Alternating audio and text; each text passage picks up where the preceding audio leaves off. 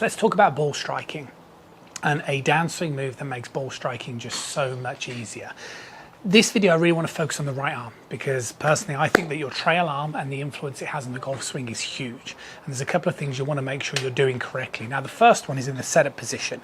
You want to make sure when you get set up the club shaft is on the instep of your lead thigh, as I'm demonstrating here. Then put your hands on the club, and what you should notice if you're set up correctly is that your trail arm should be slightly flexed in that backswing. So that's step one. Step two is make sure in the backswing with your right hand that you're not going to do any excessive arm rotation. Now your arm will naturally bend and it will naturally trigger a bit of rotation, but the difference in what I'm saying here is that between the feel and the reel.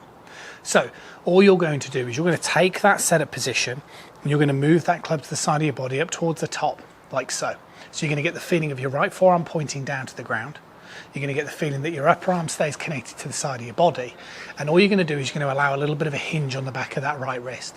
So we're getting the club set like so. And the feeling you should have as you swing up to the top is that your right hand should be on top of your left hand. See what I'm doing here, okay? If you're excessively twisting, that's because your right hand is too much underneath your left hand. And in the backswing, we don't want that. We don't want to be kind of twisting the club excessively in the backswing, thinking it's going to make life easier in the downswing, because I promise you it won't. Now, the movement that I love in the start of my downswing is driving the elbow. Okay, so as I initiate my downswing, you see the way now, I drive my right elbow towards the side of my body. Now, the reason why that is so important is because if my elbow leads in the downswing, my upper arm will move to the side of my body and my forearm will point up towards the sky. And that's what creates a shallowing move. So here, here, here, here. See that motion there? Like so, it creates that shallowing. And then the reason why shallowing is so important is because I can turn. Okay, like so.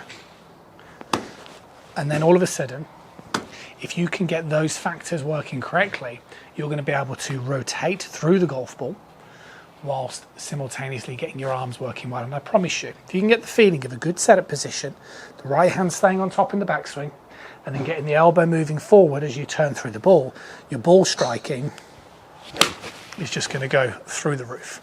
It's just going to make the swing so much easier.